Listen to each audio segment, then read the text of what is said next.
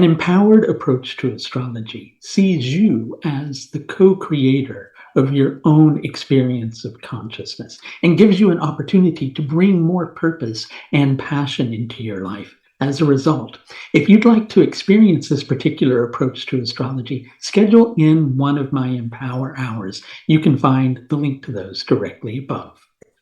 So sometimes we get so wrapped up in trying to apply our skills to dealing with a specific situation that we block ourselves from achieving the very breakthrough that we're trying to achieve.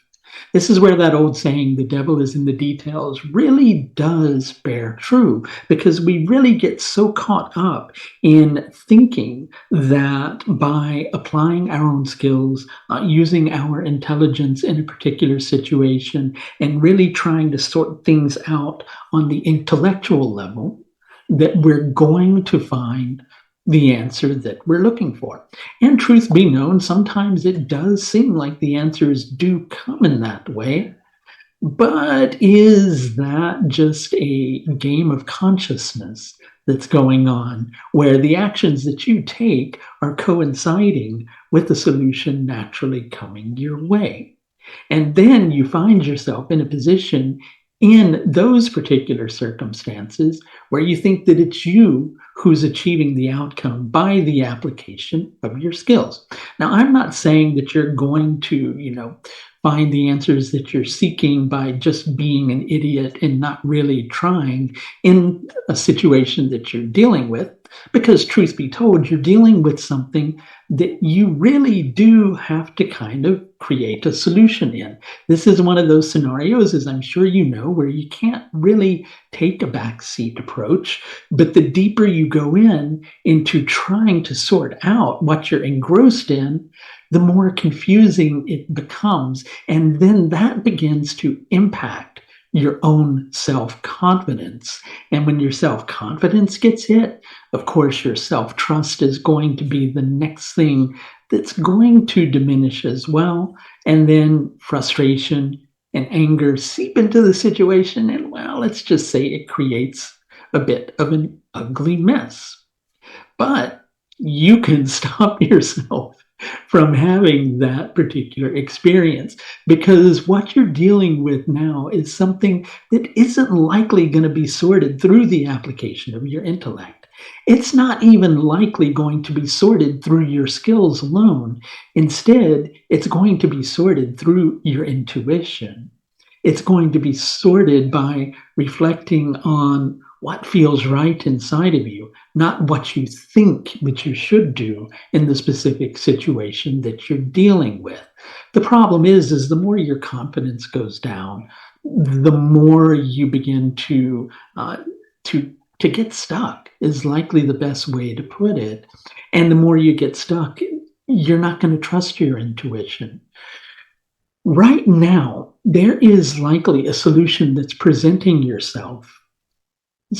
solution that's presenting itself to you, I should say, that is likely a solution that you don't really want to entertain.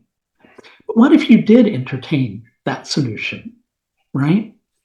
And I know what you're thinking. You're going, well, that's the one thing that I've been trying to avoid for so long, and that's even the thing that is pushing me to feel like I have to work really hard to achieve a breakthrough, and that I have to create a solution because I don't want to go down that other route.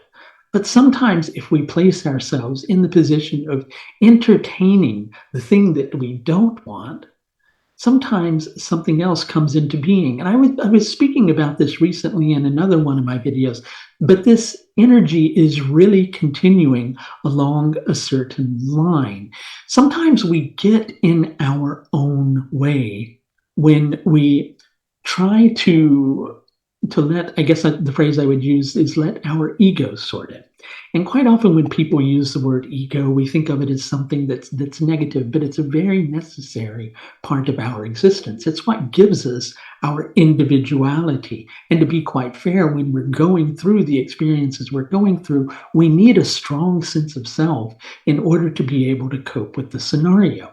But going back to that feeling where you begin to lose your confidence.